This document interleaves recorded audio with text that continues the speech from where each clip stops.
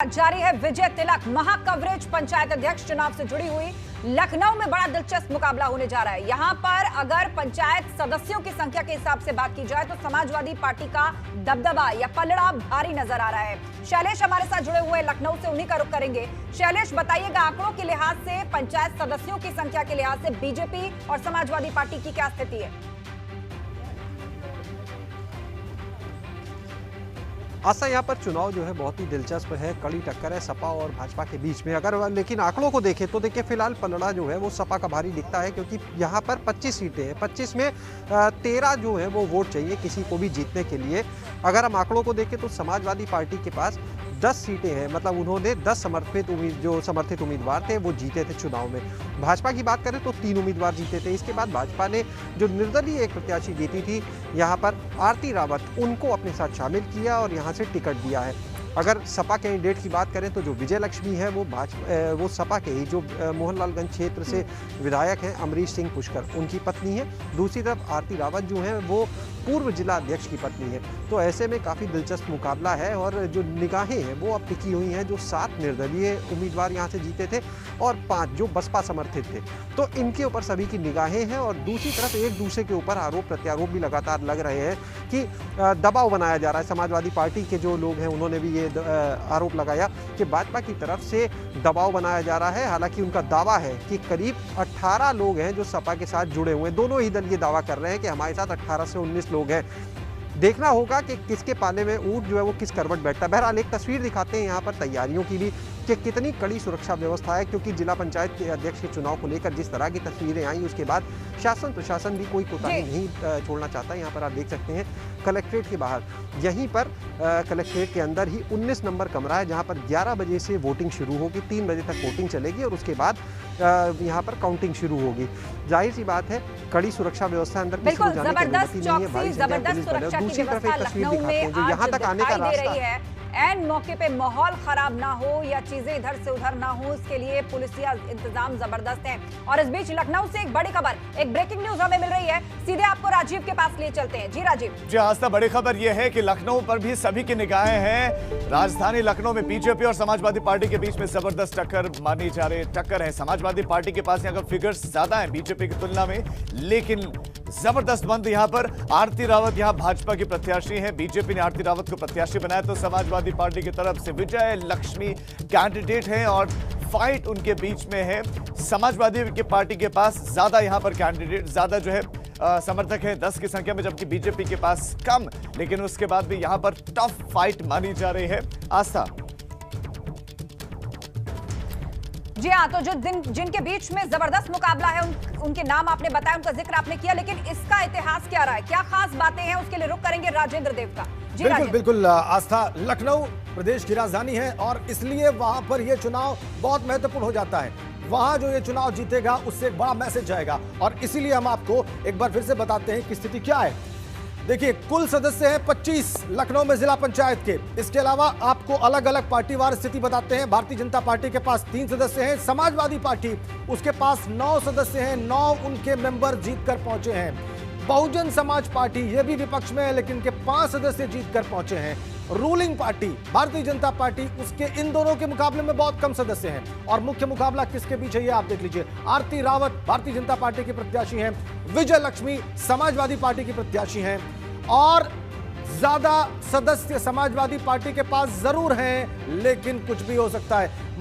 गोसाईगंज की जिला पंचायत सदस्य हैं आरती रावत, जो कि भारतीय जनता पार्टी की कैंडिडेट हैं इस चुनाव में, उनकी प्रत्याशी हैं। उनके मुकाबले में विजय लक्ष्मी है। 9 सदस्य समाजवादी पार्टी के पास हैं, 3 भारतीय जनता पार्टी के पास है। ये देखिए आप, विजय लक्ष्मी ये प्रत्याशी है समाजवादी पार्टी की और सपा विधायक अवधेश पुष्कर की पत्नी है समाजवादी पार्टी की जो कैंडिडेट है। इनके पास 9 मेंबर्स हैं, भारतीय जनता पार्टी के पास 3 मेंबर्स हैं, बीएसपी के पास 5 मेंबर्स हैं। बीएसपी का कैंडिडेट अध्यक्ष पद का चुनाव नहीं लड़ रहा है जैसे कि घोषणा की है मायावती ने, इसलिए यह मुकाबला बहुत दिलचस्प। समाजवादी पार्टी के पास एज जरूर है लेकिन परिणाम कुछ भी हो सकते हैं, जैसा कि उत्तर प्रदेश में पंचायत चुनाव का इतिहास रहा है। आस्था, बैक टू यू।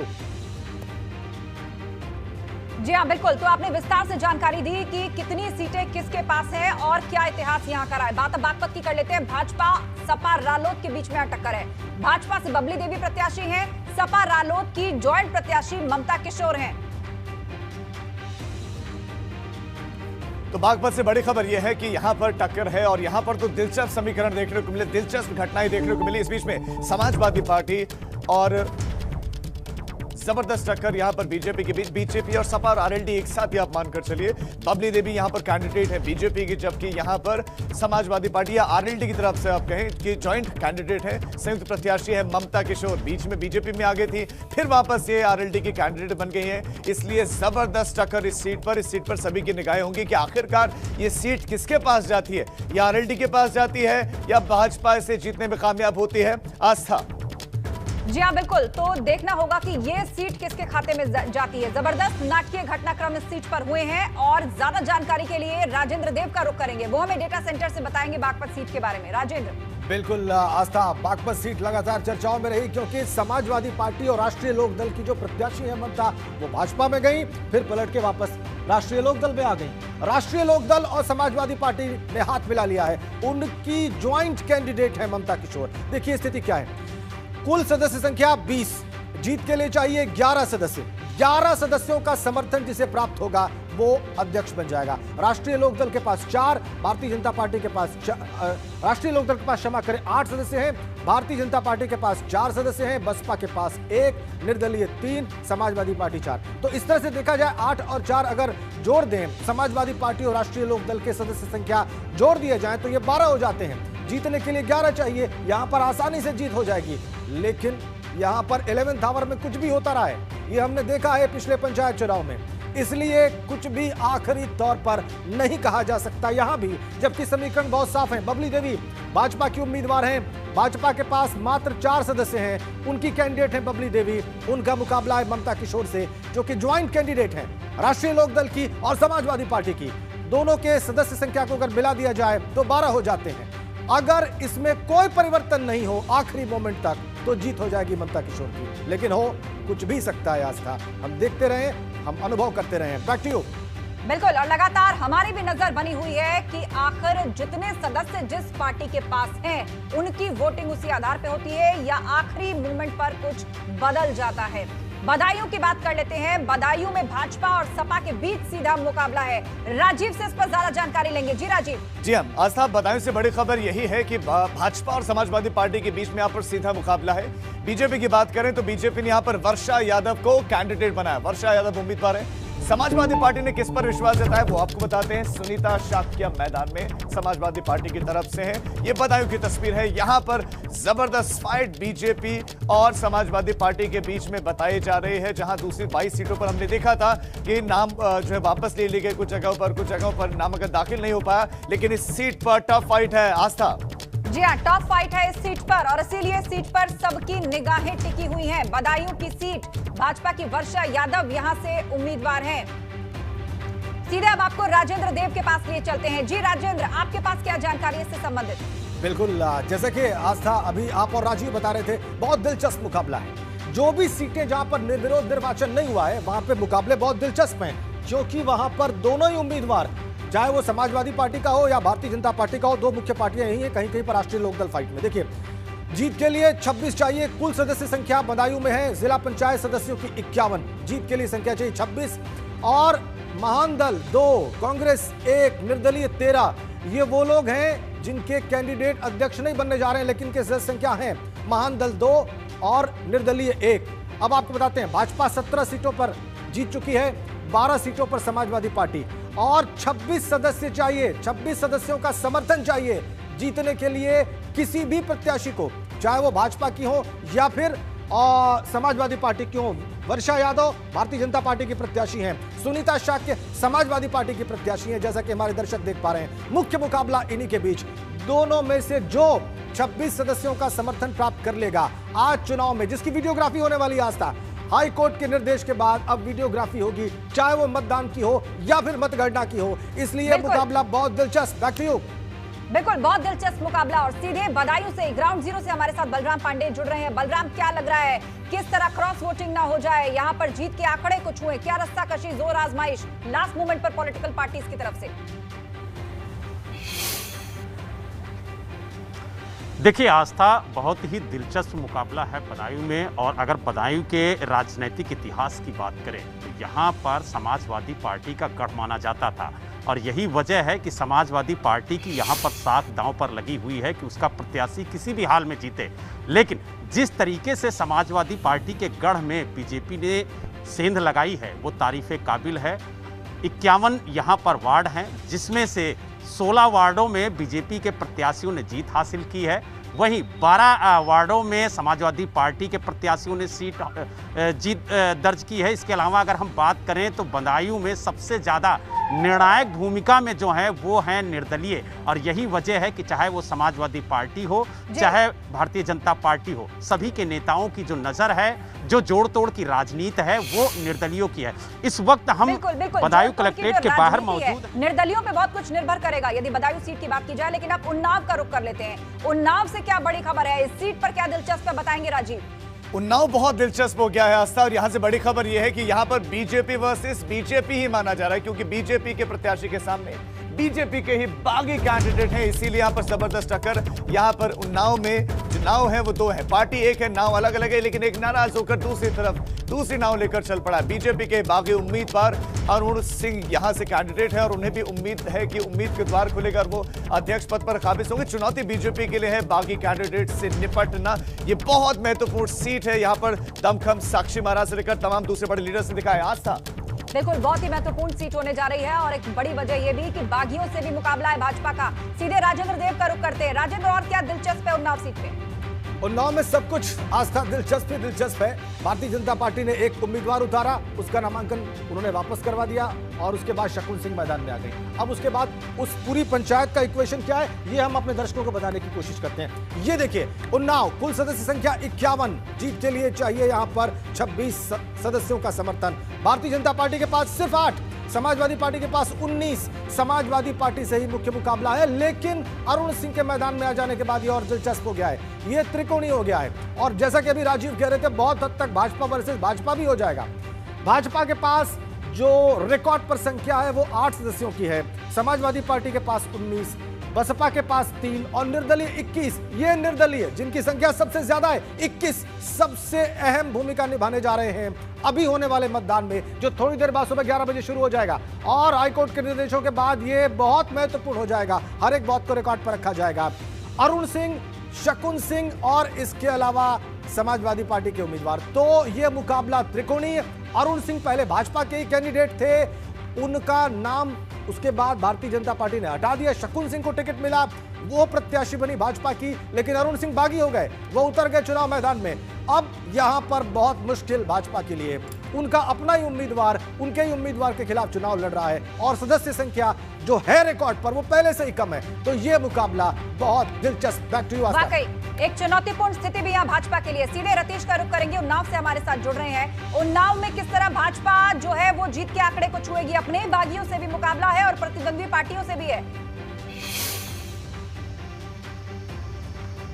देखिए, उन्नाव का अगर चुनाव बात की जाए उन्नाव की, तो बड़ा रोचक मुकाबला यहाँ पर दिखता है, क्योंकि 3 प्रत्याशी यहाँ पर मैदान में हैं, लेकिन एक प्रत्याशी की प्रत्याशिता दरकिनार हो गई है, किनारे हो गई है, क्योंकि मालती रावत जो समाजवादी पार्टी की प्रत्याशी थी, उन्होंने पार्टी का साथ छोड़ दिया और पार्टी ने भी उन्हें बाहर निकाल दिया, तमाम दायित्वों से किनारे कर दिया है। अब बचे बाकी 2 जो सदस्य हैं जो चुनाव लड़ रहे हैं, वो हैं अरुण सिंह जो भाजपा के बागी हैं, और दूसरा भाजपा का जो घोषित प्रत्याशी हैं वो है शकुन सिंह। यानी शकुन सिंह वर्सेस अरुण सिंह यहाँ पर मुकाबला है। उन्नाव में 51 सदस्य हैं जिला पंचायत के जो आज मतदान करेंगे।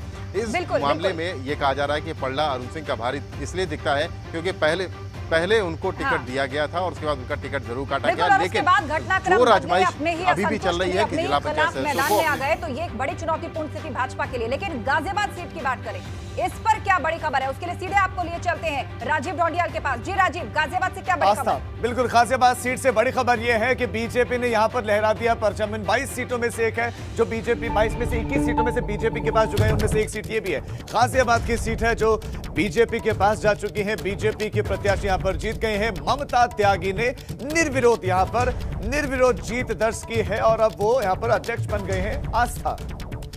तो ममता त्यागी गाजियाबाद से जीत चुकी हैं, उनको इसका प्रमाण पत्र भी मिल चुका है, निर्विरोध तरीके से जीत गई हैं। और क्या दिलचस्प इस सीट से जुड़े घटनाक्रम जानेंगे राजेंद्र देव के पास। बिल्कुल आस्था, गाजियाबाद में भारतीय जनता पार्टी का दबदबा साबित हुआ है। ममता त्यागी उनकी कैंडिडेट निर्विरोध चुनी गई। कैसे ये सब कुछ हुआ, वहां पर चुनाव के बाद स्थिति क्या बनी है, अपने दर्शकों को बताने की कोशिश करते हैं। गाजियाबाद एनसीआर का जिला, ममता त्यागी भारतीय जनता पार्टी की उम्मीदवार निर्विरोध जीत गई। निर्विरोध वो जिला पंचायत अध्यक्ष पद पर उनका निर्वाचन हो गया। इससे पता चलता है बहुत जबरदस्त यहां पर भारतीय जनता पार्टी का दबदबा साबित हुआ है पिछले कुछ दिनों में। हम आपको बताएंगे कि ये निर्विरोध जीत कैसे हासिल हुई। जाहिर सी बात है, निर्विरोध का मतलब यह हुआ, अगर चुनाव से पहले समाजवादी पार्टी के प्रत्याशी या मुख्य प्रत्याशी जो राइवल होता है, अगर वो अपना नामांकन वापस ले ले तो ये जीत निर्विरोध हो जाती है। और यही हुआ है। नसीम बेगम चौधरी को उतारा गया था समाजवादी पार्टी की ओर से, उनका प्रस्तावक लापता हो गया, उनका प्रस्तावक ही लापता हो गया। और इस तरह की घटनाएं उत्तर प्रदेश के पंचायत चुनाव में होती रही हैं। कोई नॉमिनेशन दाखिल करने नहीं पहुंच पाता है, कहीं कोई विवाद हो जाता है, कोई आखिरी मोमेंट पर अपना पलड़ा बदल लेता है और यहां देखिए उनका प्रस्तावक ही लापता हो गया। और ऐसे ममता त्यागी भारतीय जनता पार्टी की कैंडिडेट निर्विरोध निर्वाचित हो गई। विपक्ष ने हल्ला मचाया, लेकिन प्रमाण पत्र उनके पास है, वो निर्विरोध विजयी है। भाजपा का दबदबा गाजियाबाद में साफ दिखाई पड़ता है। आस्था जी बिल्कुल, तो ममता त्यागी जो है निर्विरोध रूप से चुन ली गई है। शक्ति सिंह हमारे साथ जुड़े हुए हैं। शक्ति, काफी धरना भी किया था सपा के कार्यकर्ताओं ने, लेकिन प्रस्तावक एंड मूवमेंट पर गायब हो गया और ममता त्यागी चुन ली गई। जी बिल्कुल, देखिए आस्था, गाजियाबाद में टोटल 14 सीट थी और 14 सीट में से जो बीजेपी ने जीती थी उसमें 2 जीती थी। एक निर्दलीय का समर्थन मिला था और उसके बाद लगातार जो ममता त्यागी का जो काफिला था वो बढ़ता चला गया और सब जितने भी ज्यादातर सदस्य थे वो ममता त्यागी के पास आ गए थे। लेकिन सपा पार्टी के पास भी अगर वहाँ बात की जाए तो जो नसीमा बेगम थी वो भी जीत के आसपास थे। लेकिन जो सपा पार्टी का जो प्रस्तावक थी वो प्रस्तावक एन मौके पर वहां से गायब हो गए, जिसके बाद उनका नामांकन नहीं हो पाया, जिसके बाद ममता त्यागी ने घटनाक्रम जो था वो नाटकीय हासिल कर लिए। और जब सभी विधायक और उनके कई जो हैं सीनियर लीडर्स वो भी होटल के बाहर ही धरने पर बैठ गए थे जहां से प्रस्तावक गायब हुए। आपका शुक्रिया शक्ति, साथ ही रतीश और शैलेश, आप दोनों का भी शुक्रिया। लेकिन आप नजर बनाए रखें, आगे भी हम अपडेट के लिए आपके पास आएंगे। लेकिन अगली सीट की जहां हम बात करने जा रहे हैं वो है एटा। यहां से क्या बड़ी खबर है, सीधा राजीव के पास। राजीव, आस्था, एटा से बड़ी खबर यह है कि बीजेपी और समाजवादी पार्टी के बीच में यहां पर सीधा मुकाबला है। बीजेपी से विनीता यादव चुनावी मैदान में है और यहां जबरदस्त टक्कर मानी जा रही। समाजवादी पार्टी ने यहां पर रेखा यादव को कैंडिडेट बनाया। सपा बीजेपी में जबरदस्त टक्कर, बीजेपी की तरफ से विनीता यादव मैदान में है तो समाजवादी पार्टी की तरफ से रेखा यादव चुनावी मैदान में है। जबरदस्त टक्कर, निगाहें सभी की सीट पर होंगी। आस्था, जी हाँ बिल्कुल, सभी की निगाहें इस सीट पर होंगी। किनके बीच में महत्वपूर्ण मुकाबला है ये आपने बताया राजीव, लेकिन राजेंद्र देव का रुख करेंगे, वो और विस्तार से बताएंगे इस सीट का बैकग्राउंड क्या रहा है और किस तरह के घटनाक्रम यहाँ हुए। राजेंद्र। धन्यवाद आस्था। एटा जो है वो परंपरागत रूप से समाजवादी पार्टी के दबदबे वाली सीट रही है और इसीलिए हमारे दर्शकों को जानने में बहुत दिलचस्पी होगी कि जो इस बार जिला पंचायत चुनी गई उसमें सदस्य संख्या किसकी कितनी थी। ये देखिए आप, पश्चिमी यूपी का जिला एटा, कुल सदस्य संख्या 30, समाजवादी पार्टी के पास 15, उनके 15 सदस्य जीत कर आ चुके हैं और 3 ही सिर्फ भारतीय जनता पार्टी के पास है। बहुत साफ बहुमत का आंकड़ा 16, बहुजन समाज पार्टी के पास 1 सीट, समाजवादी पार्टी के पास 15 सीट। बहुत साफ है कि समाजवादी पार्टी पूर्ण बहुमत तो नहीं प्राप्त कर सकती, सिर्फ 1 सीट पीछे है, लेकिन आधी सीटें उसके पास हैं और ये परंपरागत रूप से उनकी सीट रही है, उनके दबदबे वाला, उनके प्रभाव का क्षेत्र रहा है। आपको बता दें, विनीता यादव भारतीय जनता पार्टी की उम्मीदवार हैं और रेखा यादव समाजवादी पार्टी की उम्मीदवार हैं। दोनों ओर से यादव कैंडिडेट्स मैदान में, दोनों ओर से महिलाएं। समाजवादी पार्टी के पास 15 सीटें हैं। अंदाजा लगा लीजिए कितनी मजबूत स्थिति में है समाजवादी पार्टी। कहा जा सकता है कि यहां पर लगभग ये सीट उनके पास है, अगर एन मौके पर कोई बड़ी गड़बड़ न हो गई या कोई भूचाल ना आ गया, वहां पर स्थानीय राजनीतिक भूचाल ना आ गया तो। आस्था, बैक टू यू। और सीधे अब आपको लिए चलते हैं, हमारे संवाददाता नितिन हमारे साथ लाइव जुड़ रहे हैं। नितिन, एटा की विस्तार से जानकारी राजेंद्र देव ने दी है, तो यहाँ इस वक्त क्या चल रहा है? वोटिंग शुरू होने में लगभग 1.5 घंटे का वक्त बचा है, तो ऐसे में सभी सदस्यों को पकड़ के रखना, वोट अपने पक्ष में करवाना, कैसी हलचल आप फिलहाल देख पा रहे हैं? देखिए, इस समय जो जानकारी मिली है कि अलवर से कुछ जो जिला पंचायत सदस्य हैं वो रास्ते में हैं और टाइम से वो पहुंच जाएंगे। 11 से 3 बजे की वोटिंग होगी। लेकिन देखिए बड़ी महत्वपूर्ण बात यह है कि समाजवादी पार्टी के पास पूरी सदस्य संख्या है और वो कह रहे हैं कि हमारे पास 19 तो हमारे समाजवादी पार्टी के ही हैं इस तरीके से, और उसके अलावा और भी जो तमाम निर्दलीय प्रत्याशी हैं वो भी हमारे संपर्क में हैं। तो हम तो सीधे सीधे जीते बैठे हुए हैं। तो ऐसे में 2 बार के जो जिला पंचायत अध्यक्ष रहे जोगेंद्र सिंह यादव की जो पत्नी है रेखा यादव, उनको उम्मीदवार बनाया गया है। बीजेपी की तरफ से विनीता यादव जो प्रसपा से आई हैं, यानी शिवपाल जी की पार्टी से आई हैं। तो कुल मिला के ये एक तरफा मुकाबला होता दिख रहा है। लेकिन जिस तरीके से अभी हाल ही में जो एटा में जबरदस्त राजनीति देखने को मिली है जिला पंचायत अध्यक्ष के चुनाव को लेकर, जोगेंद्र सिंह यादव के तमाम जो उनका फार्म हाउस है, उनकी तमाम जो मार्केट है उस पर बुलडोजर चलाया गया है। उनको लगातार प्रेशर में लेने की कोशिश की गई है। तो इसको लेकर वो राज्य निर्वाचन आयोग से भी मिले हैं। सारे घटनाक्रम कहीं ऐन मौके पर ये समीकरण न बदल दे, इस पर फिलहाल निगाह बनी रहेगी। आपका शुक्रिया नितिन, आप नजर बनाए रखिए, आगे भी हम आपसे अपडेट लेते रहेंगे।